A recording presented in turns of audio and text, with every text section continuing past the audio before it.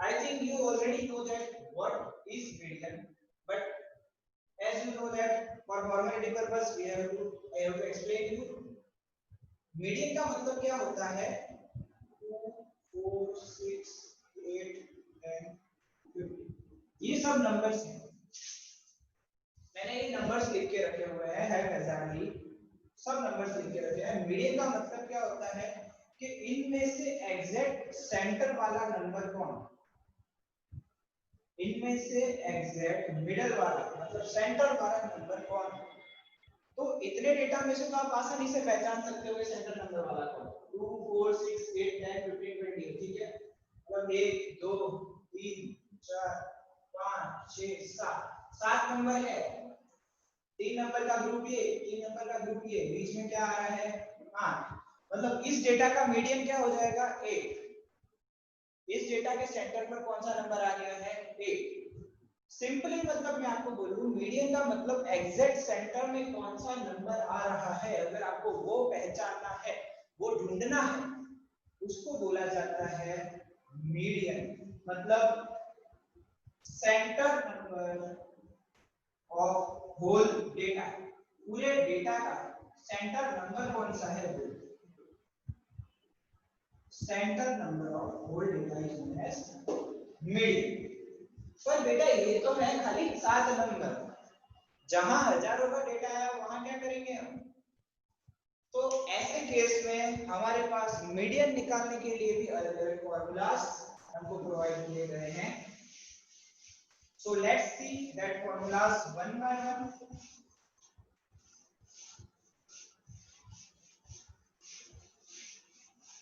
अब पहले हम देखते हैं कि भाई normal ungrouped data. I have already explained you there are two type of data. Raw data जिसका मतलब क्या होता है ungrouped data.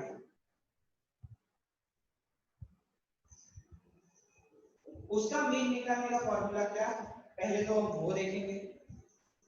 So please write it down. n plus 1 by tooth observation. बेटा this is the formula for raw data n plus 1 upon tooth observation. यहां पर मैंने 2 क्यों लिखा, मतलब एग्जैक्ट सेंटर पर कौन सी ऑब्जर्वेशन आती है वो जानिए. ठीक है. अनग्रुप्ड डेटा का फॉर्मूला है n plus 1 upon tooth observation. ठीक है. ग्रुप्ड डेटा का फॉर्मूला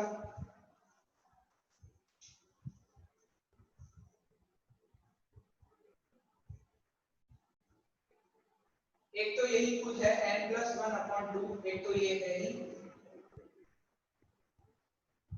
दूसरा है n by 2. दो फॉर्मूलास हैं इसकी ग्रुपली, n plus 1 upon 2 एंड दूसरी है n by 2 ऑब्जर्वेशन. कहां कौन सी लगेगी मैं आपको थोड़ी ही देर में क्लियर कर दूंगा. एक दूसरी फॉर्मूला आपको जो ध्यान रखनी है वो है ये m is equal to l plus n by 2 minus cf upon f into c. थोड़ी सी डरावनी है पर आपने टेंथ में कर दिया. l plus n by 2 minus cf upon f into c. Just remember formulas. मैं खाली ऐसा नहीं बोल रहा हूँ कि आपको समझा दिया मैंने पूरा मीन, ऐसा नहीं है. मैं अभी खाली फॉर्मूलास का आपको ओवरव्यू दे रहा हूँ. Just note down this formulas and remember this first. Okay. क्योंकि ये फॉर्मूलास अगर आपको आएंगे then you are able to solve something. Formulas पहले जरा सा याद कर लो, थोड़ा सा नोट डाउन कर लो. ओके. हम एक एक कर कर आगे बढ़ते हैं. ओके बेटा. So please take out illustration number 17 in which we are going to solve the ungrouped data sum, median sum. ठीक है. अब एक बात बेटा बहुत ही ध्यान से गांठ बांध के रख लो अपने पास कि जब भी आप मीडियन निकालने बैठो, अगर रॉ डेटा देके रखा है, रॉ डेटा मतलब आपको बताइए, ज्यादा मुझे डीप में जाने की जरूरत नहीं है. अगर आपको रॉ डेटा देके रखा हुआ है, ऐसे केस में you have to arrange it in ascending order. बेटा you have to arrange it in ascending order. इसके पीछे का लॉजिक भी बता रहा हूं मैं। मीडियन का मतलब क्या होता है कि सेंटर में कौन सा नंबर आ रहा है वो जानना। अब ऐसे आड़ा टेढ़ा डेटा है, कुछ भी है फैजाली डेटा रखा हुआ है, तो हमको कहां से पता चलेगा सेंटर में एग्जैक्टली क्या आना चाहिए। पर अगर यही एकदम परफेक्ट वे में अरेंज होगा, असेंडिंग ऑर्डर में डेटा अरेंज होगा, तो हम आसानी से पहचान पाएंगे कि भाई इंक्रीजिंग ऑर्डर में पहले हमने कर दिया अरेंज, और फिर हम आसानी से पहचान सकते हैं कि एग्जैक्ट सेंटर पे क्या आ रहा है। So first of all, first step is to arrange this data in ascending order. पहले आएगा 55, फिर उसके बाद आएगा 63, उसके बाद 68। बेटा असेंडिंग ऑर्डर मतलब छोटे से बड़ा, ठीक है? तो फिर प्लीज ध्यान रखना, पता चला असेंडिंग का ही नहीं बता दे।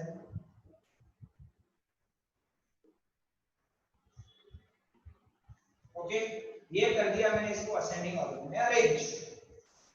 बहुत ही सिंपल है। अभी फॉर्मूला क्या था मीडियन का? m is equal to n plus 1 upon 2 observation, is that? तो मैं क्या करूंगा, n का मतलब क्या होता है बेटा? Number of observation, 1 2 3 4 5 6, total 6 observation है बेटा। तो ऊपर क्या आ जाएगा, 6 plus 1 divide by 2।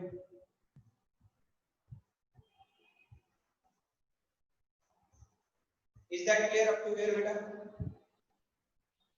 6 plus 1 by 2 observation, इसका मतलब हो जाएगा 7 by 2 observation.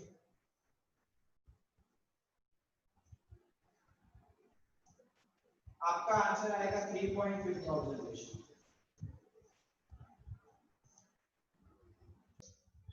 So 80, 85 and 90 observations जो है वो रहेंगे।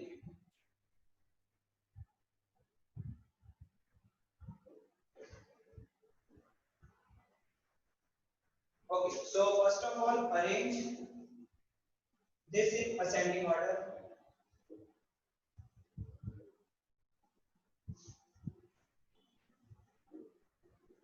सबसे छोटा है 655, देन उससे बड़ा 63, देन उसके बाद 68, 72, 80 दो बार है, 80 दो बार है तो 80 को दो बार लिख देंगे हम नॉर्मली। 85, फिर है 90, देन 92। ओके, सो फॉर्मूला हमारा क्या होता है, m is equal to n plus 1 by 2 observation. 1 2 3 4 5 6 7 8 9, 9 plus 1 upon 2 observation, 10 by 2 observation. 10 divide by 2 करोगे तो आपका आंसर आएगा 5th ऑब्जर्वेशन। तो 5th ऑब्जर्वेशन का मतलब क्या है, 1 2 3 4 5, 80 आपका आंसर हो जाएगा। योर मीडियन मस्ट बी 80, क्योंकि 5th नंबर पे मतलब 5th नंबर की ऑब्जर्वेशन कौन सी है, 80। तो दिस इज योर मीडियन। एकदम सिंपल मैथ है। फॉर्मूला में आपको वैल्यू पुट करना है, ठीक है? जितना भी n है वो लिख देना है, पहले असेंडिंग ऑर्डर में करोगे, उसके बाद n का वैल्यू लिखोगे, ठीक है? जो भी आता है वो आपका answer. Is that clear? Okay, so now take out illustration number 80, among which data is 261.5, 257, 258.5, 260, 265, 249, 255.5, 262.5, 264, 267. Again beta same process, arrange this in ascending order.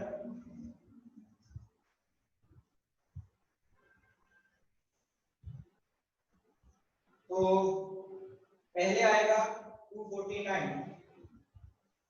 Then उसके बाद बेटा आएगा 255.5, then 257, then 258.5, then 260, 261.5, then 262.5, 264, 265, and finally 267. Okay, so 1 2 3 4 5 6 7 8 9 10, there are total 10 observations. तो वही बेटा same formula हमारा n plus 1 upon 2 observation, m is equal to 10 है, 10 observations है, 10 by 1 divided by 2 observation. यहां पर आपका आंसर आएगा 5.5 ऑब्जर्वेशन. ऐसे केस में क्या करोगे? पिछली बार तो क्या आया था, राउंड फिगर आ गया था फिफ्थ ऑब्जर्वेशन, तो हमने डायरेक्टली फिफ्थ ऑब्जर्वेशन सिलेक्ट कर ली थी. बट नाउ उसके लिए बेटा एक थोड़ा सा नया चीज है, वो देखो और इसको थोड़ा याद भी रखो. क्या है वो? m is equal to fifth observation, m is equal to fifth observation plus 0.5. ये मैं बेटा मेरे घर से नहीं लेके आया, पहली बात.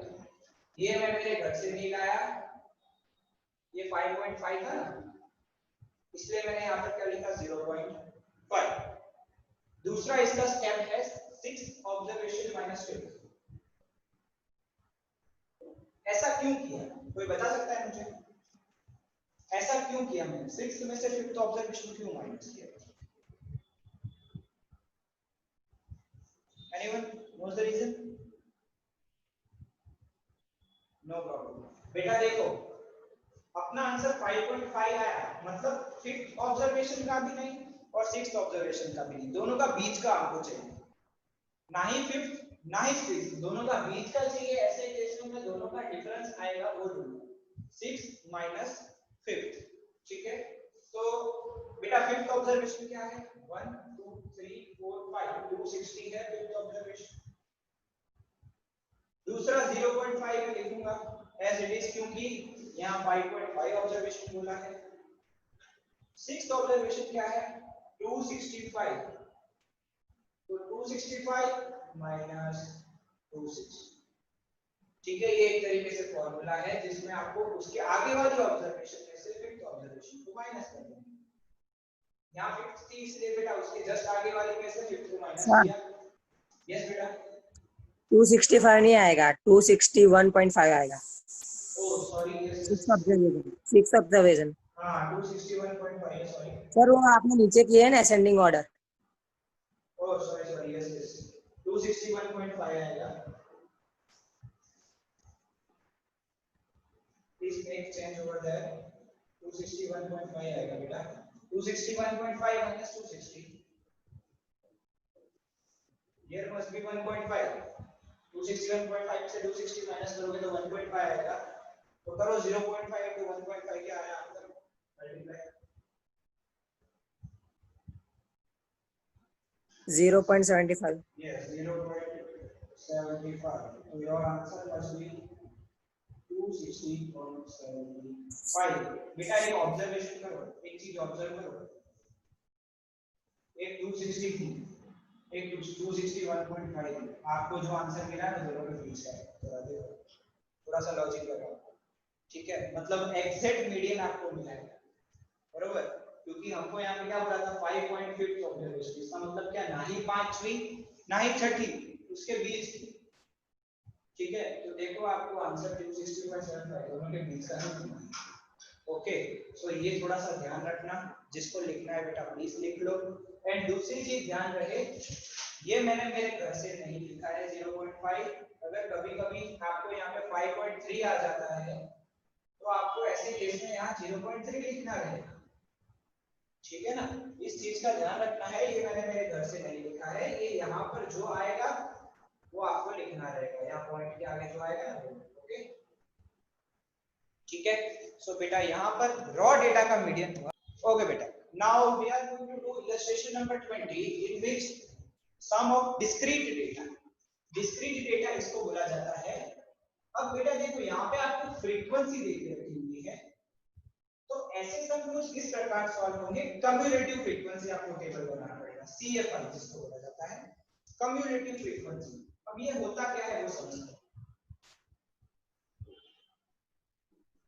कम्युलेटिव फ्रीक्वेंसी देखो बेटा, जीरो के नंबर कितने हैं, मतलब जीरो में कितने नंबर इंक्लूडेड है, हाँ, तो मेरी कम्युलेटिव फ्रीक्वेंसी क्या हो जाएगी, वन। वन में कितने नंबर इंक्लूडेड है, 12। तो कम्युलेटिव फ्रीक्वेंसी का मतलब क्या होता है कि वन तक कितने नंबर है। मैं वापस रिपीट कर रहा हूं, वन तक कितने नंबर है, तो 12 प्लस कितने हैं 20, क्योंकि जीरो है पहले वाला, वो 8 और इसके खुद के बाद, तो अब कम्युलेटिव फ्रीक्वेंसी क्या हो जाएगी, 2 के खुद के कितने 18। CFI का मतलब क्या, 2 तक टोटल कितने, 38। 20 प्लस 18 38। 3 के खुद के 9, 3 तक कितने 38 प्लस 9 47। Yes 47 plus 5 52। 52। 53। और एक चीज हमेशा 53। ध्यान रखना, कैसे वेरीफाई किया जाए ये सही है, this must be always same, okay 10th में आपने किया हुआ है ये, ओके। सो बस यही करना है, बाकी वही अपने वाला formula n+1/2 observation. It is one of the simplest one in whole chapter. M is equal to n+1/2 observation. n बेटा n is nothing but the total of frequency, हमने कल ही देखा था। n का मतलब क्या हो जाएगा, total of frequency। 53 plus 1/2 observation, 54/2।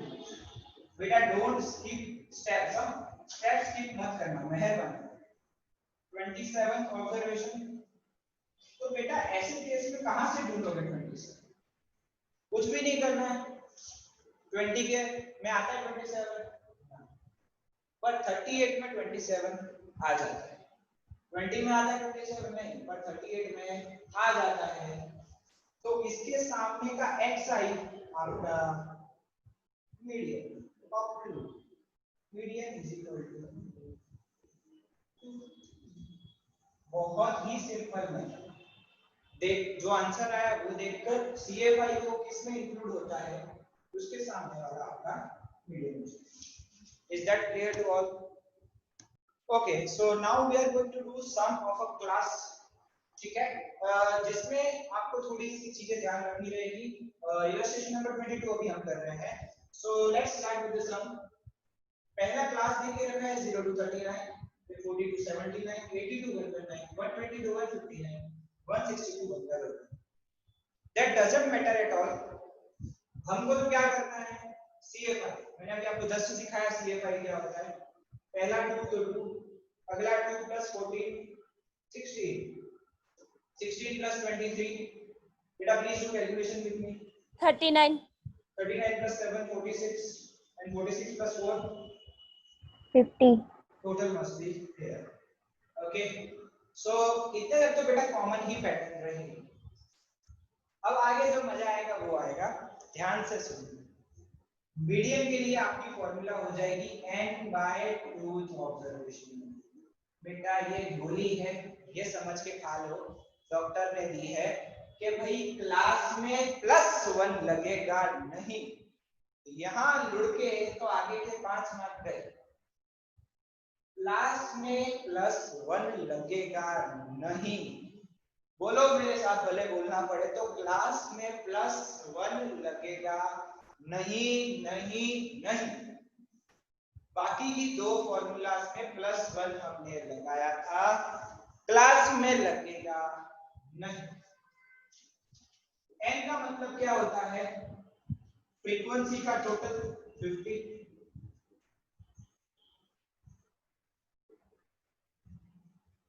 So here your answer must be 25th observation. बेटा यहाँ के खत्म नहीं होना है। 25th ऑब्जर्वेशन किस में आएगी पहले तो हम देखेंगे। 16 तक में नहीं आएगी, हाँ 39 में इंक्लूड हो जाएगी। मतलब ये मेरा हो जाएगा बेटा मीडियन क्लास।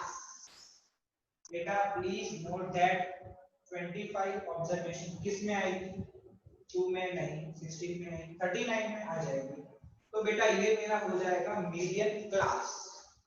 तो मैं लिखूंगा median class is equal to 80 to 119,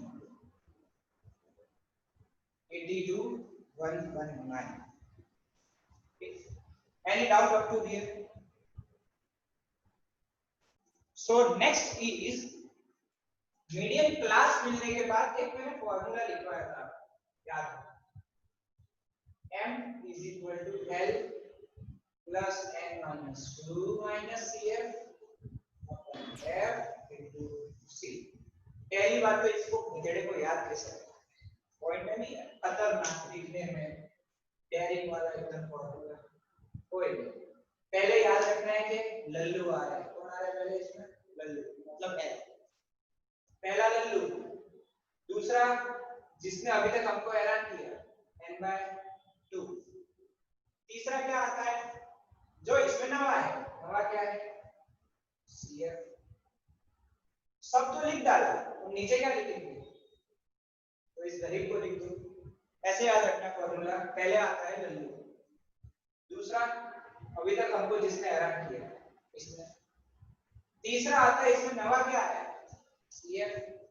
अब सब कुछ तो लिख डाला, नीचे क्या बचा? F। और बी में भी यहाँ पे हम तो सी करते थे, पूरी अकाउंटिंग लाइफ, पूरे 11th 12th की लाइफ में सी मल्टीप्लाई करोगे आप, वो तो याद रख ही दो। इस प्रकार आपको थोड़ा सा फॉर्मूला याद रखना रहेगा। अब क्वेश्चन आता है L का मतलब क्या है? बेटा हाथ जोड़ी दो, पगे बड़ी दो कहो तो, हाँ L ध्यान से समझो। L का मतलब क्या होता है? Lower bound, lower limit of middle class, medium class. Yes, lower limit class का, लोअर लिमिट मतलब जो पहला वाला नंबर होता है ना वो। तो यहाँ पे मेरा लोअर लिमिट क्या हो जाएगा? 80, बरोबर? नहीं नहीं, एक यही ट्विस्ट है बेटा। अगर यहाँ पर है ना, यहाँ पर 80 लिखा हुआ होता है ना, 80 मतलब ऐसे आ रहा होता है ना 80, तो मेरा लोअर लिमिट क्या हो जाता? पर यहाँ पर ऐसा है नहीं, यहाँ पर क्या बता के रखा हुआ है? 79। तो बेटा ऐसे केस में आपको थोड़ी सी तकलीफ लेनी पड़ेगी। लोअर लिमिट कैसे फाइंड करोगे? 79 प्लस 80 डिवाइड बाय 79। बेटा बहुत सारी बच्चे, 50% पॉपुलेशन होती है ना एग्जाम में, यहाँ से बाहर हो जाती है सब, क्योंकि हमको पेपर हार्ड बनाने के लिए मेहनत करनी नहीं है, खाली यही क्वेश्चन डालना है। आपको ऐसा लगेगा मुझे आता है, पर ओरिजिनल में आपके साथ धोखा हो चुका।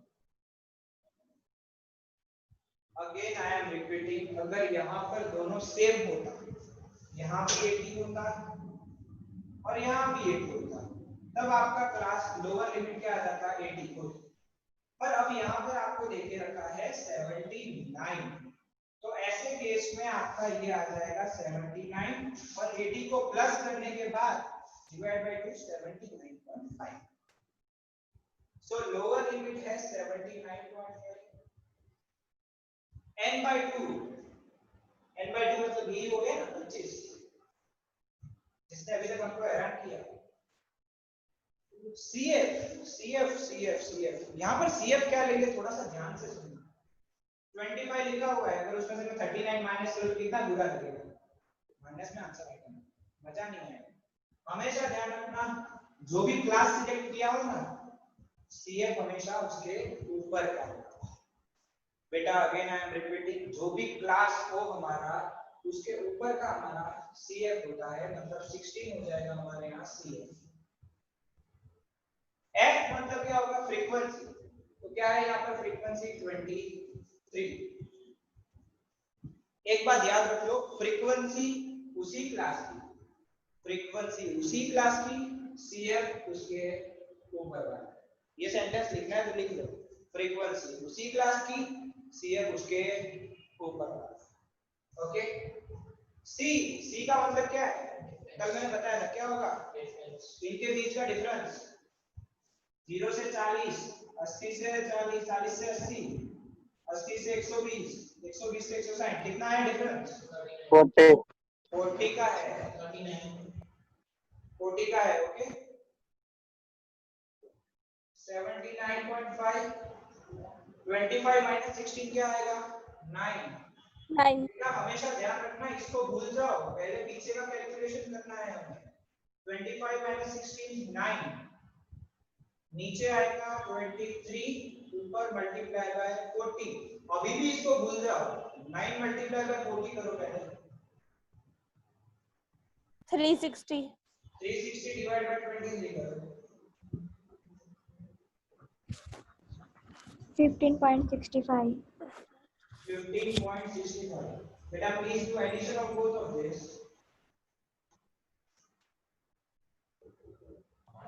95.15 95.15। so this is our median। बेटा मीडियन का टॉपिक यहाँ होता है खत्म। एक चीज इंपॉर्टेंट है बेटा, please listen it carefully. Take out illustration number 23।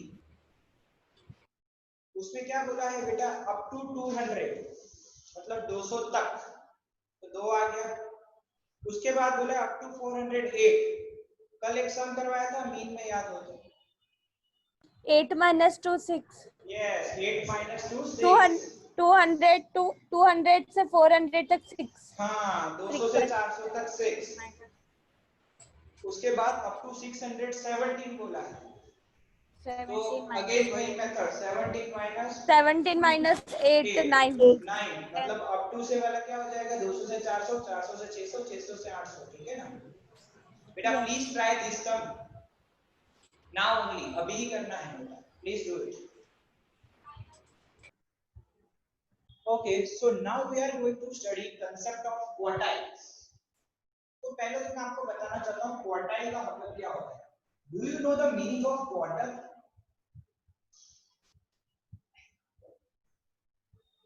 Quarter का मतलब क्या होता है, एनीबॉडी? 1/4। यस, 1/4। एंड 1/4 का कितना परसेंटेज होता है, किसी को पता है? 1/4 मतलब कितना परसेंटेज होता है? 25। 25 बस बेटा, तो हमको तो आ गया, खत्म हो गई बात। क्वार्टर का मतलब 1/4, 1/4 का मतलब 25%। दैट्स इट, इतना ही याद रखना है। चलो आगे बढ़ते हैं। अभी देखो, ये पूरा डेटा है, सपोज 100% डेटा है, ये पूरा डेटा है 100%। 100% तो समझ आता है, पहले से लेके छिले तक का पूरा डेटा है। मीडियन में हम क्या करते थे, एग्जैक्ट मिडल की वैल्यू क्या है वो फाइंड करते थे। मतलब ऐसा बोल सकता हूं, 50% वैल्यू कौन सी है वो फाइंड करते थे। मीडियन में हम क्या करते थे कि एग्जैक्ट सेंटर वाली वैल्यू, मतलब एग्जैक्ट 50% वाली नंबर की वैल्यू कौन सी है वो फाइंड करते थे। क्वार्टाइल्स में हम क्या करते थे पता है, 0 से लेके 25% तक की वैल्यू कौन सी है वो फाइंड करेंगे, जिसको बोलते हैं क्वार्टाइल 1। क्वार्टाइल 2 का मतलब क्या होता है, 25 के बाद और 25%, मतलब टोटल 50% वैल्यू कितनी है। तो बेटा एक चीज लिख लो, median is equal to quartile 2, क्योंकि क्वार्टाइल 2 का मतलब क्या हुआ, क्वार्टाइल 1 25% और क्वार्टाइल 2 दूसरी 25%, मतलब 50% ओनली। क्वार्टाइल 2 कहां पर आएगी, ग्राफ में बीच में। क्वार्टाइल 3 का मतलब 75% कौन सा डेटा है वो, एंड लास्ट Q4 मतलब पूरा 100%। तो बेटा क्वार्टाइल्स डिवाइड, लिखो क्वार्टाइल्स डिवाइड डेटा इन 4 पार्ट्स। कितने पार्ट्स में डिवाइड करता है क्वार्टाइल्स डेटा को, 4 पार्ट्स, 25 25 25 25। Q1 का मतलब शुरुआत से लेकर 25% की वैल्यू कितनी है वो, Q2 का मतलब 0 से लेके 50% तक की वैल्यू कितनी है वो, Q3 का मतलब 0 से लेके 75% तक की वैल्यू कितनी है वो, एंड Q4 मतलब पूरा डेटा 100%। तो जब आपको ऐसा जानना हो कि डेटा की 25% नंबर पे क्या कौन सा नंबर आएगा, तो आप क्या करोगे, Q1। अगर आपको जानना हो डेटा में 75% पे क्या आएगा, तो उसको बोलेंगे Q3। बेटा this is applicable in practical life also, ध्यान रखिए। अगर मैं ऐसा बोलूं top 10% student, sorry top 25% student will get scholarship, तो कहां से ढूंढूंगा मैं टॉप 25%, मेरे सिर में से, कहां से ढूंढूंगा, डेटा बेटा क्वार्टाइल्स की मदद से। Q3 तक का मैं फाइंड कर लूंगा, कौन है Q3 तक के फाइंड कर लूंगा मैं। सपोज Q3 तक 73% वाले हैं, 73% से लो वाले हैं, उन सबको मैं क्या कर दूंगा, भगा दूंगा, भाई आपको स्कॉलरशिप मिलेगी नहीं, 73 के बाद वाले को स्कॉलरशिप में दे दूंगा। सपोज मैंने बोला कि वो स्टूडेंट, सॉरी सपोज मैंने आपको बोला टॉप 25% स्टूडेंट, टॉप 25% स्टूडेंट्स को मैं स्कॉलरशिप दूंगा, तो मैंने पहले परसेंटेज का डेटा निकाल के फाइंड किया कि 75% तक के स्टूडेंट के कितने मार्क्स आ रहे हैं, 73%। मतलब Q3 मेरा 73% है, मतलब ये मेरी लिमिट हो जाएगी कि मैं 73% के बाद वाले बच्चों को अब स्कॉलरशिप दूंगा। Are you getting? जब मुझे पता करना हो कि 75% डेटा कितना है, 50% डेटा कितना है, 25% डेटा कितना है, then I will use concept of quartiles. Okay, so let's see the formulas of quartiles. बहुत ही अच्छी खुशखबरी है कि हमको अब नया कोई फॉर्मूला याद नहीं करना है।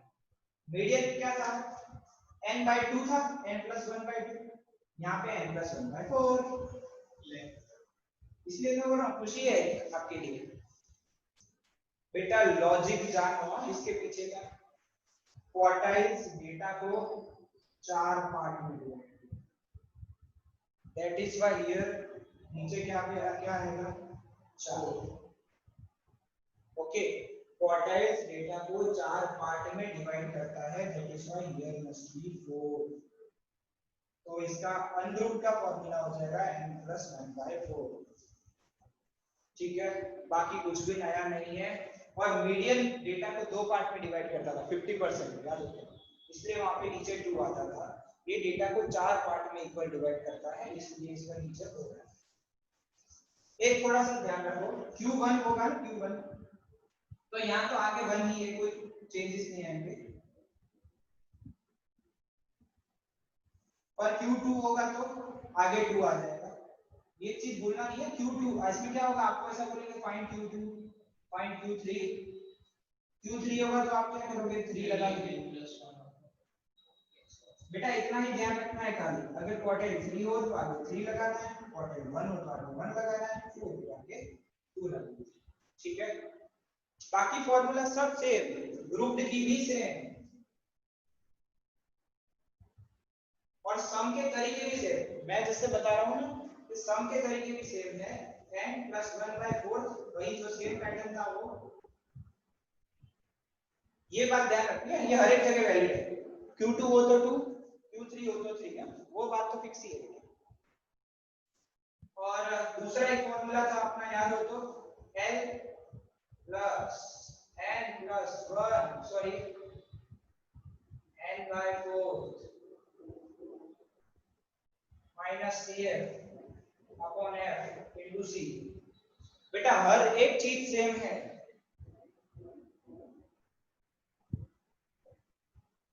इसका फॉर्मूला भी वही n by 4।